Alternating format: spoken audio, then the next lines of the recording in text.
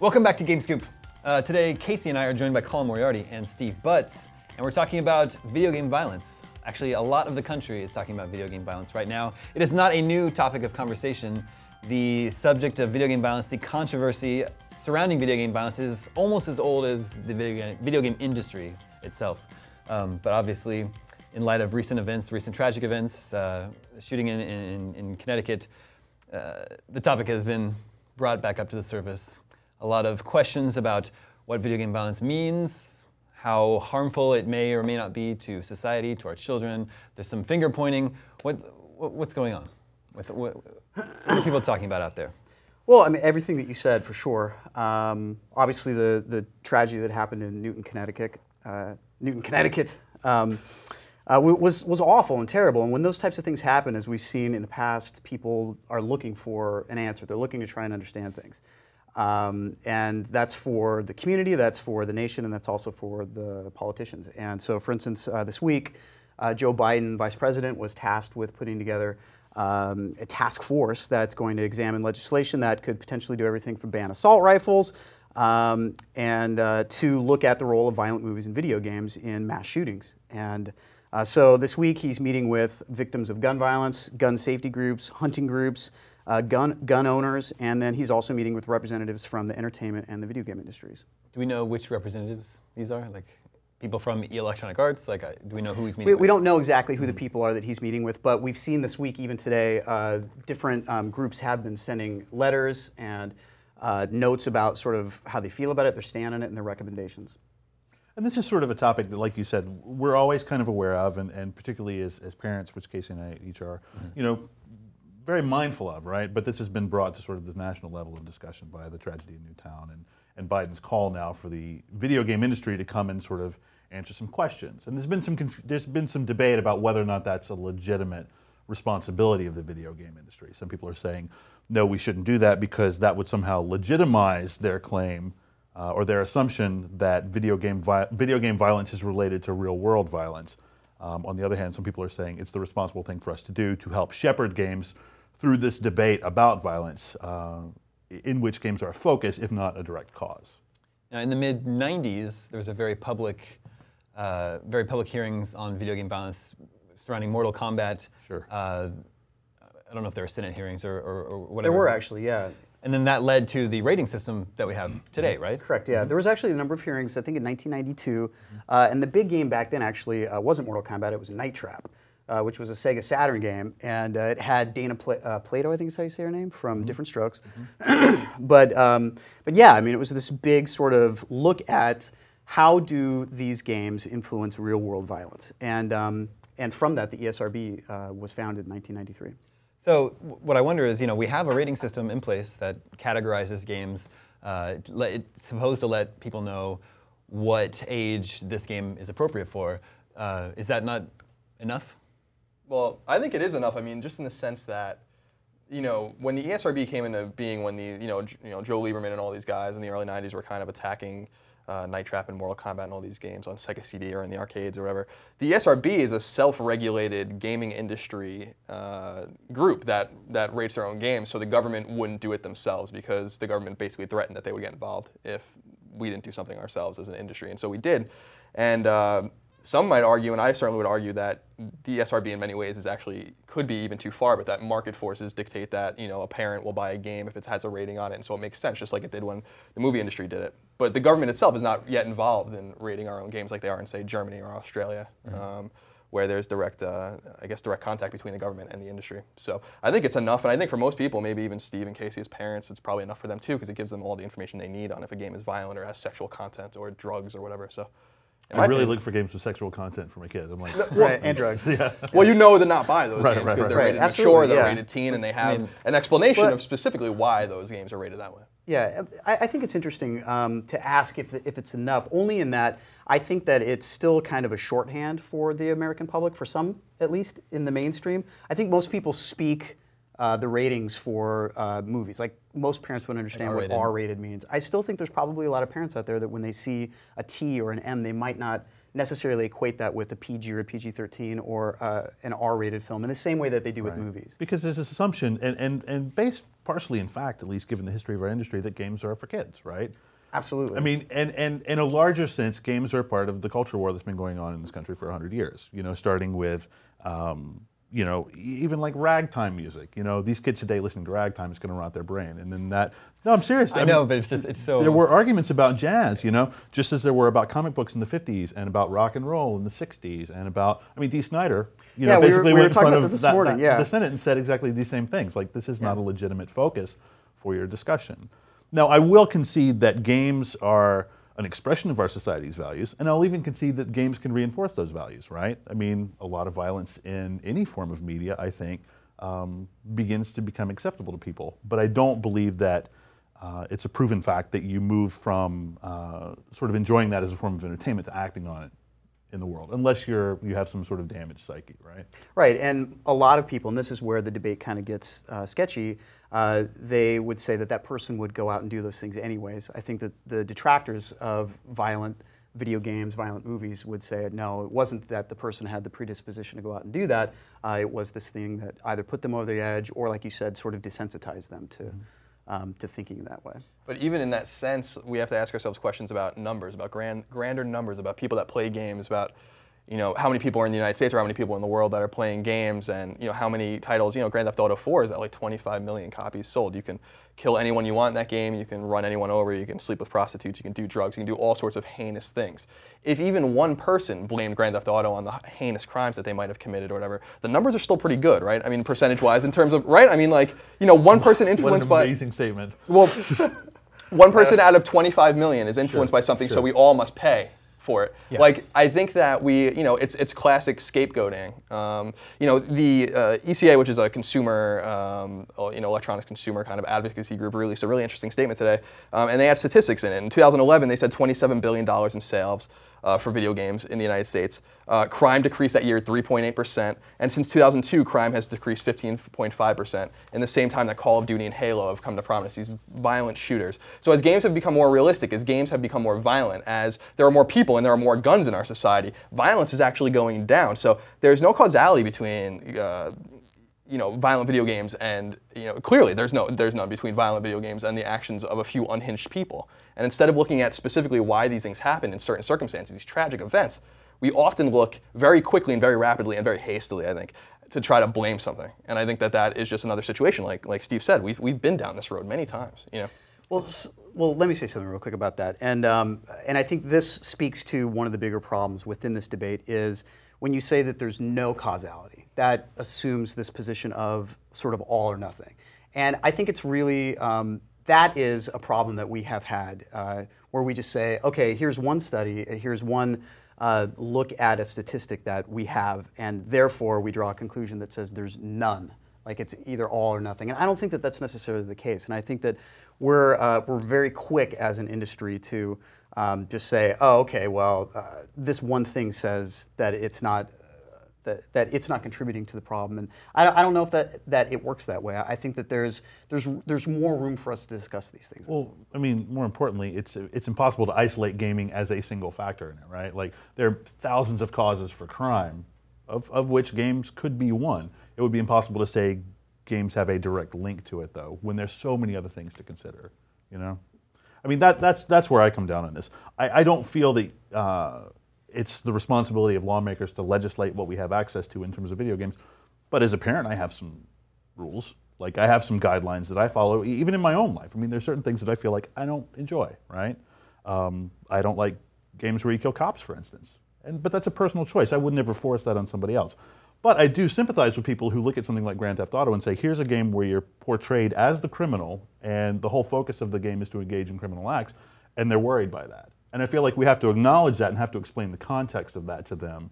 And I don't feel like we do it if we're opting out of the debate, right? Yeah, and that's really part of what kind of caused us to want to do this specific topic today on GameScoop, but then also, like, for instance, last night I posted a response on Gama Sutra, which is a video game website dedicated to covering more of like the business side of things. Their editor-in-chief, Chris Graff, posted a story that basically said, hey, we shouldn't be involved in these conversations. We should pull out. We should not talk with Joe Biden, and I feel like that's wrong. I feel like that we need to have engagement, and we need to talk about these things. And so, Casey, what do you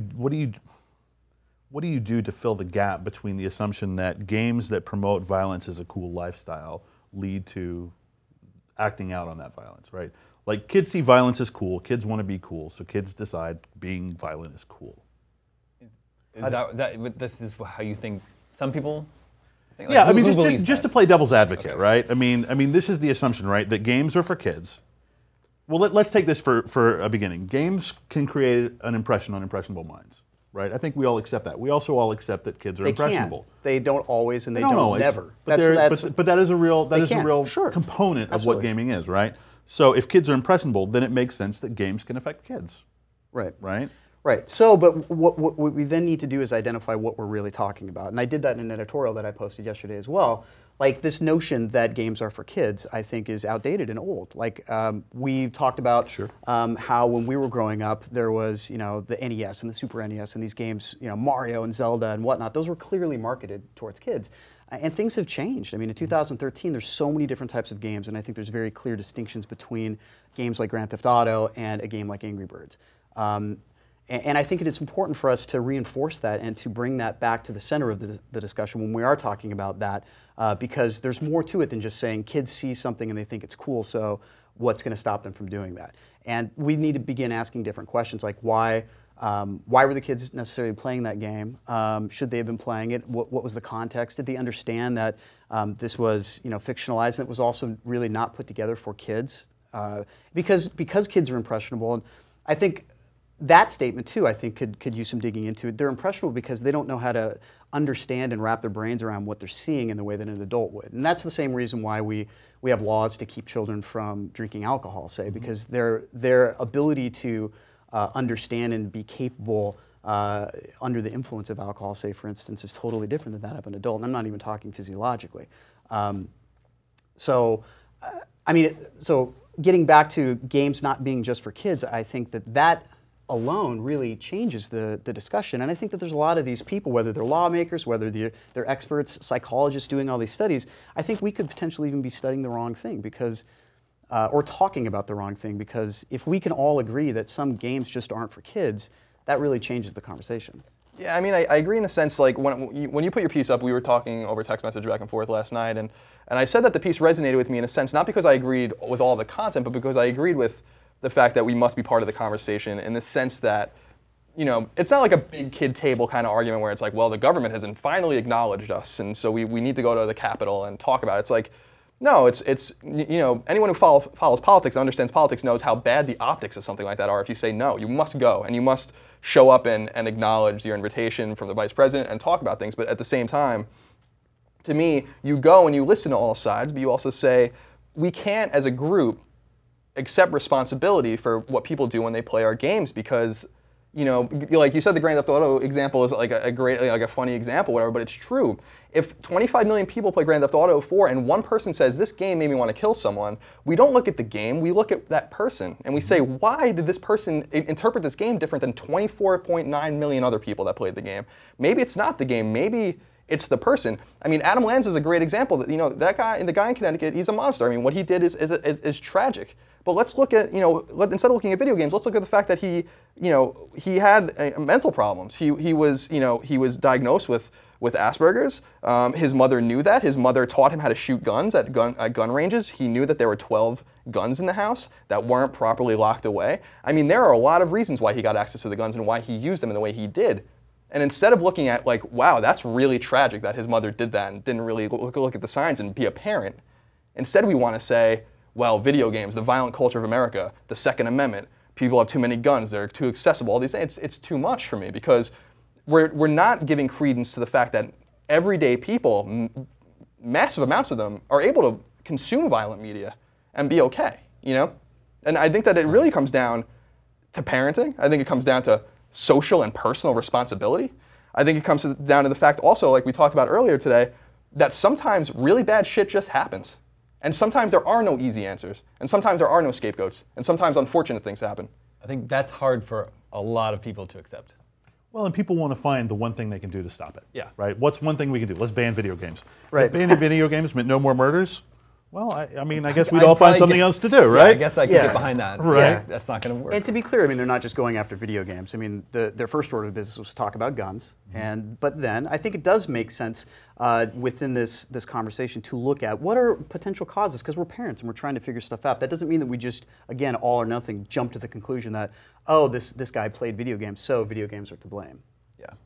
I like your point about personal responsibility, but I also feel like as a society, we tend to try to legislate against people's reckless abuse of their own responsibility, right? Like with drunk driving laws. Like there are a lot of people who drink socially and it's fine, it's no problem. There are a lot of people who are alcoholics and for whom it is a big problem.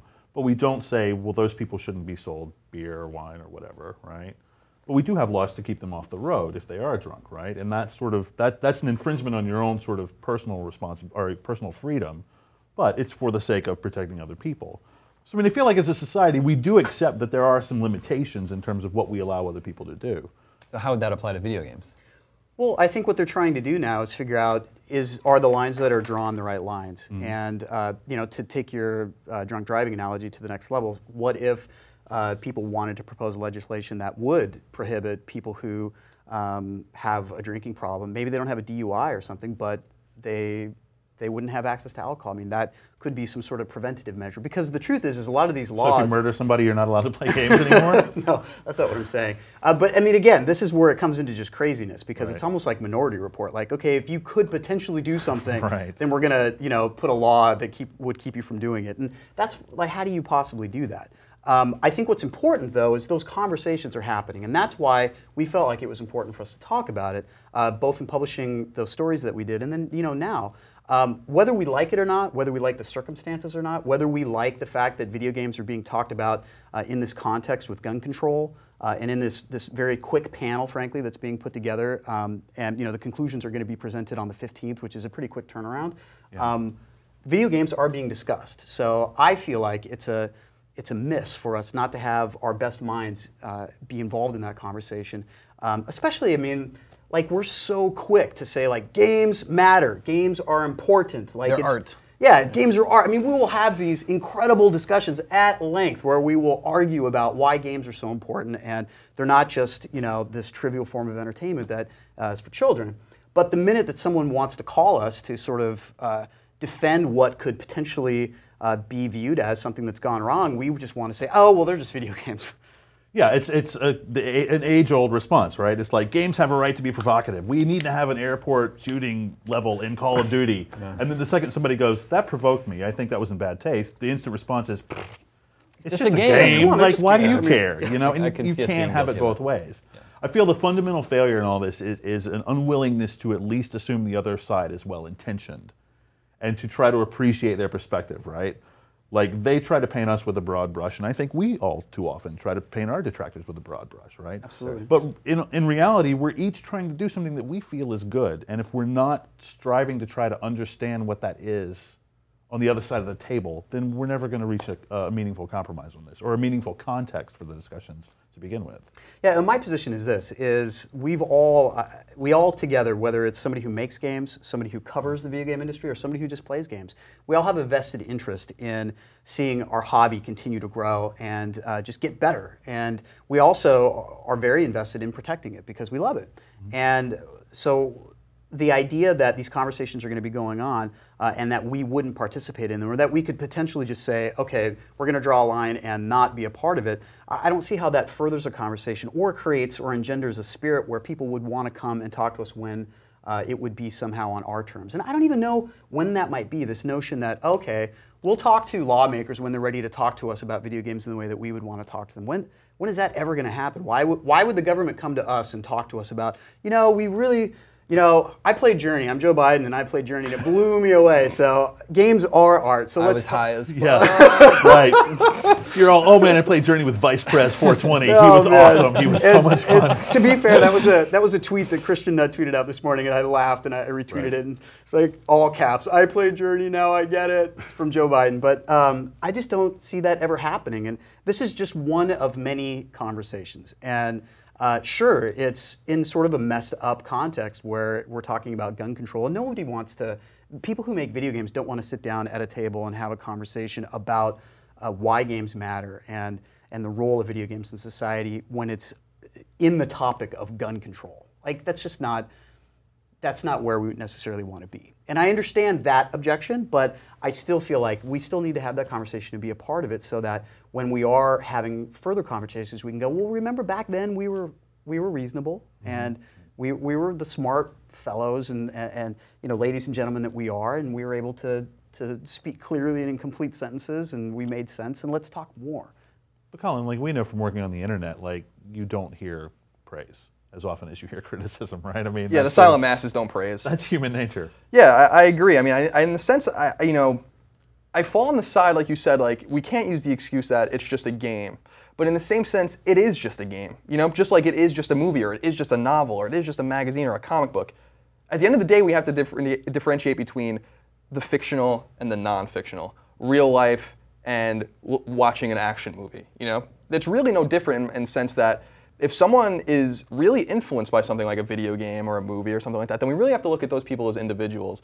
And the only thing that scares me about this entire conversation, and also intrigues me in a sense, is that we don't want knee-jerk reactions to scapegoat things. I always think about, you know, in the early 90s, people were spilling the, you know, McDonald's coffee on themselves, and and instead of, you know, and they're like, this is really hot, and I'm going to sue McDonald's because this coffee is too hot and I spilled it on myself. It's like, no, dude, you spilled coffee on yourself. You know, so take some responsibility for that. You know, know what you're doing and understand that if your child is playing a violent video game or looking at things that you know that they shouldn't be looking at, then that's, you know, kids are going to be kids, and the kids are going to do that. When I go to my best friend's house when I was a kid, yeah, we will look at his dad's Playboy. Sorry, Dad.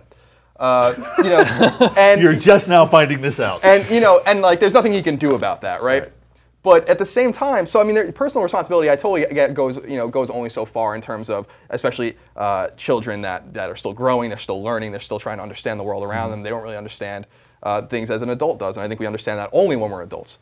But at the same time, these knee-jerk reactions where we want to look at things to kind of indict for all of our problems is dangerous, and it's almost a fight I want to have, because whether we're talking about gun control in the Second Amendment or whether we're talking about violent movies and violent video games, what it comes down to is saying a vast majority of people are able to own a gun, are able to watch a movie, are able to watch a TV show, watch The Walking Dead, play a video game, and be okay.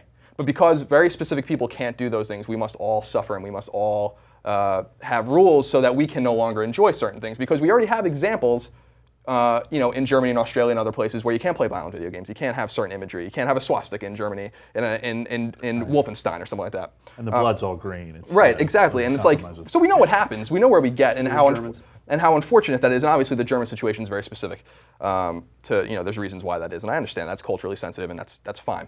But we know, we kind of know where that road leads. And I almost want to have a First Amendment fight in the United States about whether there's anything the government can really do to us.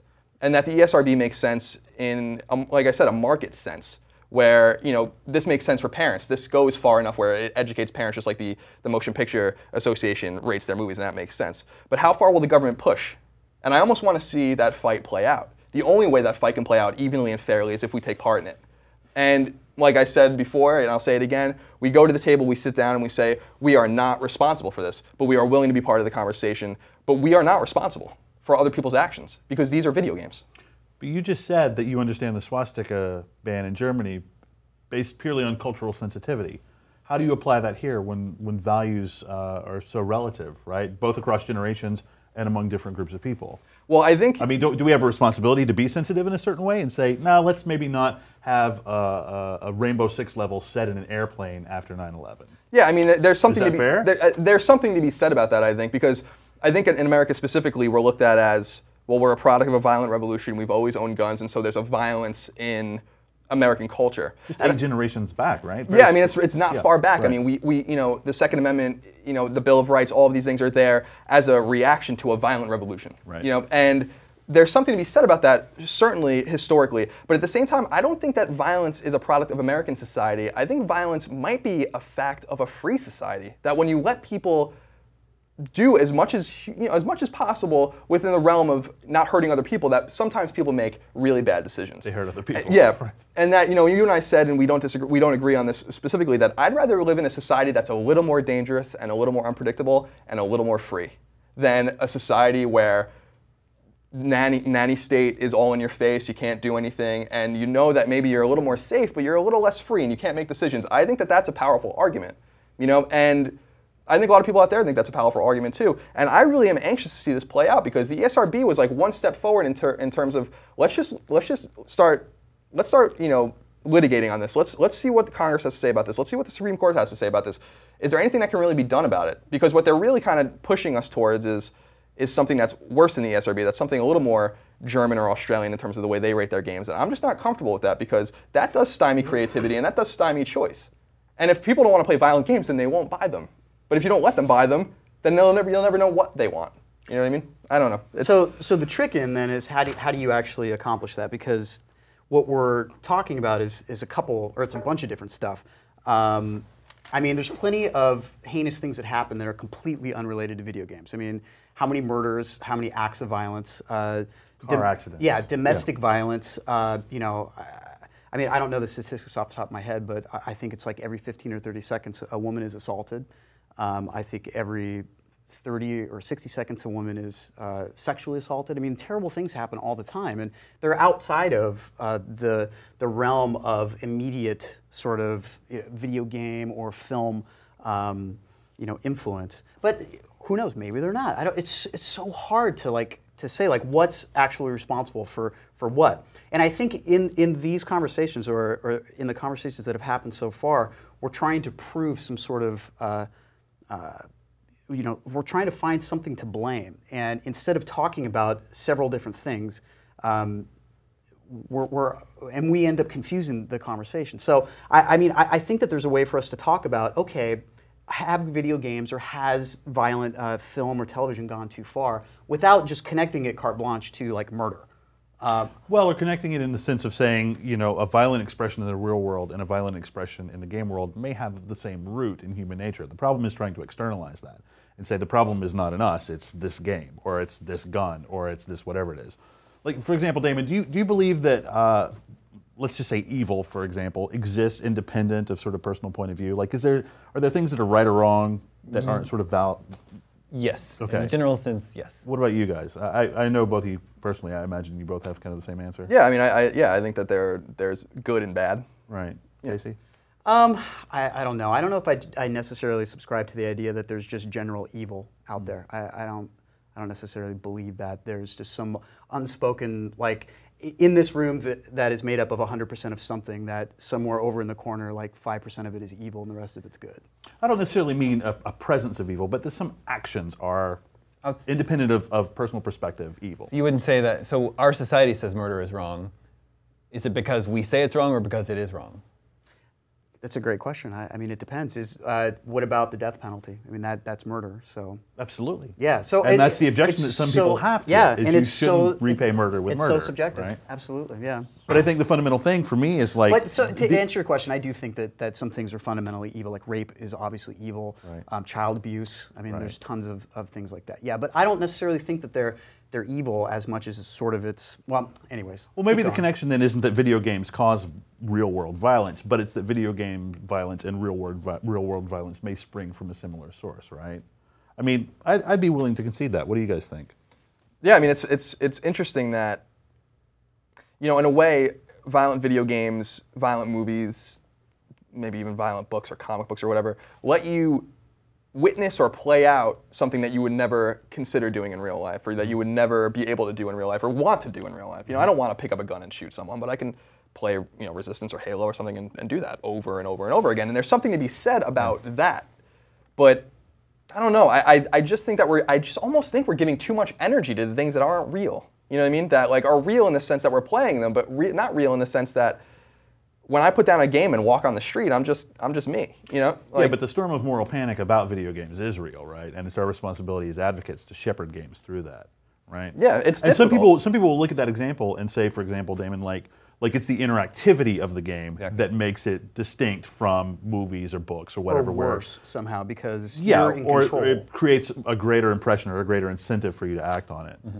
Right. I don't know that I buy that. Or different things that video games do. Like some people will say that video games reward you for violence behavior. Like violent behavior. Like you'll do something in a game, you'll kill so many XYZ, and you'll unlock a trophy or an achievement. Or butt stomp so many mushrooms. Ugh, Right. geez, Yeah. that's my blood. You know, and you'll collect so many coins. And so I mean, people are just constantly trying to find a way to understand these acts of violence. And I would actually upgrade your statement. I don't think that violence stems from society based on whether it has freedom or not. I think violence is just a tenet of human nature, unfortunately. And that's what people are trying to understand. They're trying to understand in this sort of climate of chaos, why would a 20-year-old young man pick up a gun, kill his mother, and walk into a school and gun down, 5- and 6-year-olds? Like, why? And the truth is we may never understand why these types of things happen. And just pointing at one particular thing, whether it's guns, whether it's video games, whether it's films, I don't think I don't believe that that's the answer, and I also don't believe that leads us to ask the right questions. We've seen this before a lot in other media we talked about before. I got this book here called The Sentient Plague, which I checked out from the library when I found out we'd be talking about this today. And it talks about how this happened in the comic book world. And it's exactly the same debates. They went before Congress, they talked about it, they instituted their own ratings code. And I just feel like it's, there's nothing new under the sun, right? Like this happens all the time. And maybe part of this is just the growing pains of this young medium. I mean, video games haven't been around that long, and it's going through the same thing that lots of new music go through, any other big art form. Sometimes what I wonder, this is a little bit, this may seem a little bit unfeeling of me, but I wonder if like the people that keep bringing up these concerns about video games, I think are older people who didn't grow up with video games. Quite possibly. Is there a time in the not too distant future when these people aren't around and aren't here to bring up these concerns? Well, so It's a yeah, possibility. and that's a great point. Like we're constantly talking about as generation shifts. I mean, the paradigm of video games to our generation is completely different to that of our parents, and then to people even older. What's going to happen when Gen X is legitimately like in the White House running the administration, and then even beyond that, I do believe that the context at least will have a different point of view. Because right now we're still in this position where we're trying to educate the general population. There's still millions and millions of people, like we said, that believe that games are for children. So when they see something like Call of Duty and they don't even understand it, and literally they just see people just shooting people in the head, of course they're thinking, what's happened to video games? Well, yeah, but you get on a Call of Duty server, and how many 12-year-olds are there on there? That's the thing. Absolutely. So we do have this rating system, Yeah. but in reality, kids are playing these games. Yes. Yeah, and I think Kids it's not, do play these violent games. It's not just that our perspective of games have to change. I think it's that the game development as a discipline has to grow up as well, right? Because right now it is very much focused on the adolescent power fantasy, right? I mean, if you do accept that games were originally targeted at kids, it gave kids what they want, right? Which is a sense of power, a sense of control, and being able to beat somebody. And our That's it for me. I just want to say, I always think back to Legend of Zelda, and it just gave me a chance to like explore and go out and have adventure, which I think is a little bit more innocent than like getting power and wanting to beat Sure. people. Exploration is definitely the other half of the coin, right? But most games are very conflict-oriented, and the easiest kind of conflict to design in terms of game mechanics is I have an avatar and you have an avatar, and I'm trying to destroy yours, right?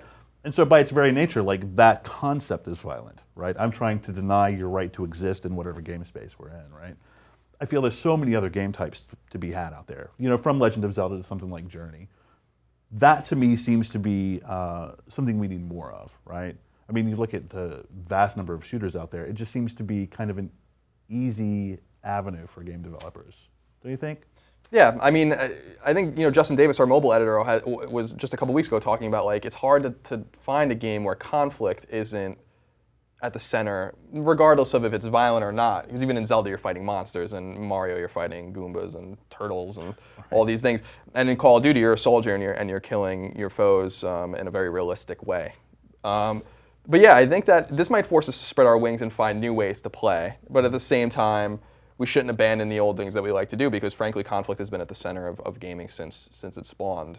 Even Pong is a one-on-one game where you're trying to beat someone, right? So I mean, it goes way back to the very beginning, and I think that that's just because even an ancient game like chess, is a one-on-one battle to beat your opponent or whatever. It's just that's gaming in a sense. I don't think the answer, though, is to just say, okay, in 2012 there were 40 shooters that came out. In 2013, let's make sure that there's only 20. I I do appreciate people who do have the perspective that says we're not opposed to more research, we're not opposed to more conversation. I think that that's where organizations like the NRA fall short.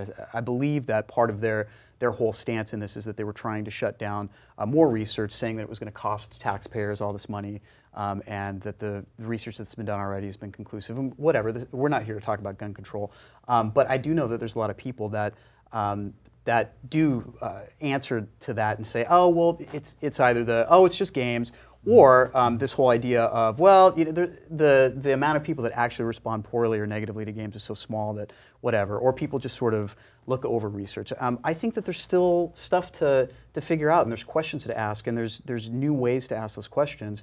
And it's not even just that our industry is young. I mean, our industry is 40, 50 years old, but the games that we're talking about, the really contentious games, they haven't even been around for maybe even 20 years. Mm-hmm. And so I still think that there's so much work and so much conversation that needs to be had. One thing we need to avoid is what happened with the comics code, where they came out with a very restrictive code imposed on itself by the comic book industry that outlawed crime comics and horror comics, and you couldn't have werewolves, and you couldn't show disrespect for authority. I mean, there were all these restrictions. You couldn't do any of this stuff, and so the publishers just threw up their hands and said, screw it, let's just do superheroes, right? And so now, for 20 years, you have this medium that's completely attached to this one single type of content, right? And it only just in the 80s began to sort of get away from that. And I worry that that will happen with games if we're not part of it, if we're not making smart decisions, that games will suddenly only ever become about one thing, right? And we won't have this idea of, well, we can have a shooter, and we can have an exploration-based game, and we can have a vehicle simulator, things like that. Yeah, and that's why I objected so strongly about this notion of, hey, we're not going to be involved in this conversation because it's not about us. I mean, it is about us. Right. And if we don't have our brightest minds and our advocates out there talking, even if it's not a meeting that we put together under our terms, I think it's a step back. And it also, like I said, I don't think it does anything for us in the future when we are, or they are, ready to have these conversations. Yeah, and I agree in the sense that, again, like we said in the beginning, we don't have to cede the ground that we're not wrong, or that there's nothing wrong inherently in something that's fake. Like that's something that we make that like might influence someone. That there's nothing necessarily wrong with that. By being part of the conversation doesn't necessarily mean we cede that. Like I said in the beginning, like anyone who follows politics know how awful the optics would be if we were like, we're not going. Tell people what optics are. You said before. Well, I mean, in politics, like the view, like in the 24-hour news cycle, right. If someone was to say, if the gaming, whatever, this amalgam of people that are going, were to say, we're not going to be involved in this, then the news cycle would pick that up immediately. The optics meaning like how that looks in terms of political and also in terms of society, how that looks, and being like, well, they have something to hide, they don't want to be a part of it. Optics is like 50% of politics. So sure. you need to be part of the conversation. Right. And part of the objection to that is people don't like that. They don't like it. It feels bad that I'm coming into this. Defensive already. Yeah, like I'm already having to prove my innocence. We're not at a medium, we're not at a neutral point, we're not sitting here saying, okay, what's your perspective, here's my perspective. It's like we have something to answer for because we've already been implicated. And, and that's largely due to the sensationalism that happens because of the old guard mainstream media, print and TV. They love to say, oh, someone's been shot, let's go see if they like video games. Yeah. Well, this is the example I had last night on the way home, right? It's like, let's say you're in a room and there's a murder victim there. And in the room, you've got a video gamer, you've got a member of the NRA, you've got a mental health professional, you've got a member of the media, and you've got a teacher, right? The police are going to want to talk to everybody to find out what happened, right? And the person who says, I'm not guilty, so I don't need to answer any questions, is actually getting in the way of people figuring out what's going on, Yeah, and drawing indirect ire. By saying like we're not involved, so it's like, well, maybe you are involved because you're trying to hide something, just like you're saying. Right, yeah. And I think that we can still have the fail-safe, still have the big red button that says if people don't want to hear what we're saying, the conversations in Washington are not going to go well, and they're already not going well. And that's part of the objection. I completely know that. And I mean, it's not going to go well because it's happening so quickly. This is part of American politics, reactionary politics. It's bad. We shouldn't be doing it like this, but we're doing it like this. But we can always have the fail-safe, even if we get involved in the conversation, and be like, you know what? At the end of the day, if you guys don't want to hear about it, if you don't want to hear how we feel about things, well, the First Amendment does protect what we're doing. And if you want to take issue with that from there, then we will. And then that escalates it completely. And then we have another conversation about it, a conversation, like I said earlier, that I want to have, and then we go from there. But being involved in the conversation is a good thing because, like Casey's saying, like Steve's saying, you then direct the conversation by, as someone who knows what they're talking about, as opposed to Joe Lieberman sitting, never having picked up a DualShock controller or a controller with analog sticks, maybe played an Atari one day talking about how violent video games are, thinking that Mortal Kombat and Night Trap are still the standard. Right.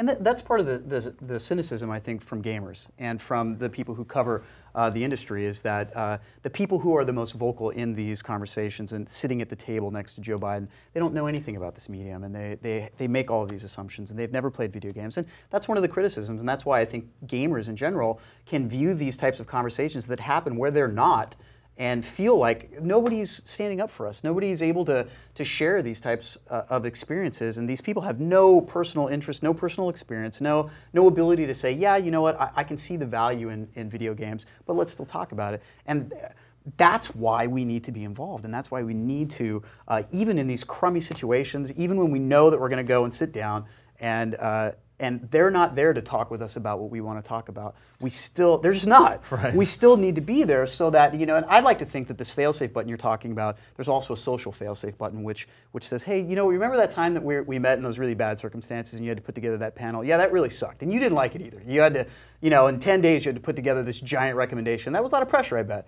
And we talked and it was fine. But here we are now. Let's continue to talk and let's continue to have the conversation. When are these talks happening with Joe Biden and industry representatives, or are they already going on? Or? The overall sort of task force meetings are happening all week. I believe that they met with the National Rifle Association today, and all the different groups that they're meeting with are going to go on up until, I believe, the 15th, when he's going to make a proposal about what we can do to prevent these types of murders and shootings from happening. And we're sending Colin to talk to the vice president. Colin for president. I'm going on record right now. I'll take care of everything. If I understand You'll tear the whole thing down. If I understand you, I think your message to Joe Biden would be, come at me, bro. Yeah. Well, I think it's like, we're here, we want to talk, we want to have a responsible talk, but at the end of the day, I'm interested in what those 9 guys in robes in the Supreme Court have to say about this. If we don't solve this, something fundamental like our freedom of expression is really at stake here, and we shouldn't make easy sacrifices in the short term that would result in long-term sacrifices, whether our art or our ability to express ourselves or our ability to be free. And that sounds almost, that sounds so trite in a sense, but it's not, because there's little chips away at the ice block, that, chip by chip, things and before you know it, you don't have what you used to have. And little things like this, little culture wars like this, are reminiscent of the greater narrative about social responsibility, about a free society, and all these things. It's important. That's why it's a good time to remind people that the most destructive thing is apathy. And whether you are on one side or the other, or in the middle, like so many people are on every issue, getting involved and talking about these things is what's most important. Because an apathetic society is the worst. It's the worst. And that's why it's important that we have these kinds of conversations. Even when my dad's calling me, asking me about games, not knowing about the gaming industry himself, the fact that he's talking about it is new and fresh, frankly, in American polity today. He's going to call you later about the Playboy thing. Yeah, sorry about that, Dad. I couldn't help myself. This conversation is obviously going to continue both on IGN and across the country. You can continue to be a part of the conversation here on IGN. Let us know in the comments below what your thoughts on all of this business are. And keep checking back in the near future for all the latest updates on this ongoing hot button topic.